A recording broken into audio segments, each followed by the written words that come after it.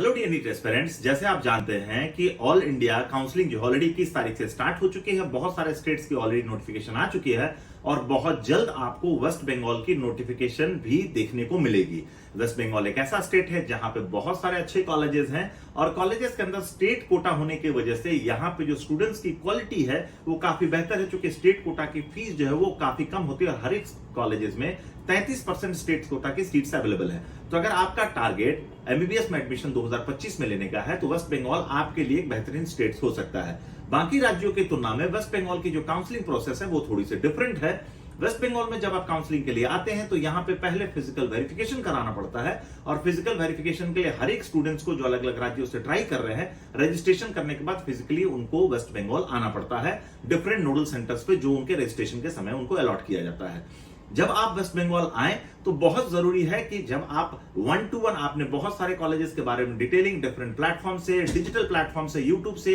Instagram से और अलग अलग मंच से आपने कॉलेजेस के बारे में डिटेलिंग हासिल की है। लेकिन जब आप वेस्ट बंगाल विजिट करेंगे तो यह जरूरी है कि आप अपने विजिट का सदुपयोग करें और कॉलेजेस का सही तरीके से चुनाव कर पाए। जनरेशन ने शिक्षा समाधान के प्लेटफॉर्म से मैं सुरेश कुमार प्रयास करूंगा कि जब आप फिजिकल वेरिफिकेशन के लिए आए तो 1-to-1 मुलाकात करके हर एक कॉलेज का डिफरेंशिएशन क्या है, हर एक कॉलेजेस को चुनने में क्या क्या डिफरेंट मापदंड है जिनका आपको ध्यान रखना चाहिए, इसके बारे में मैं आपकी मदद कर पाऊं।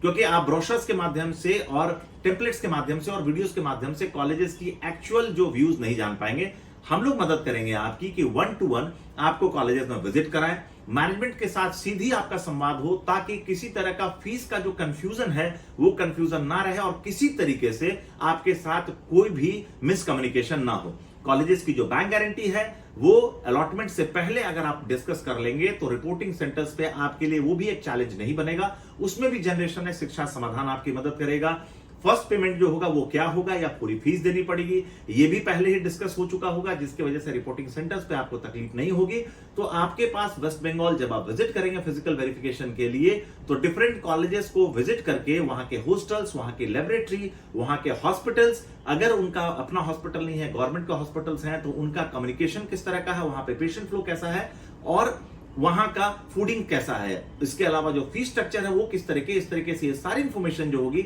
जब आपके पास होगी तो चॉइस फिलिंग करने में आपको सुविधा होगी और आप बहुत क्लियर तरीके से सोच पाएंगे कि किन किन कॉलेजेस का अरेंजमेंट कॉलेजेस के इंफ्रास्ट्रक्चर के हिसाब से, कॉलेजेस के बजट के हिसाब से और कॉलेजेस के एजुकेशन के हिसाब से आपको रखनी चाहिए।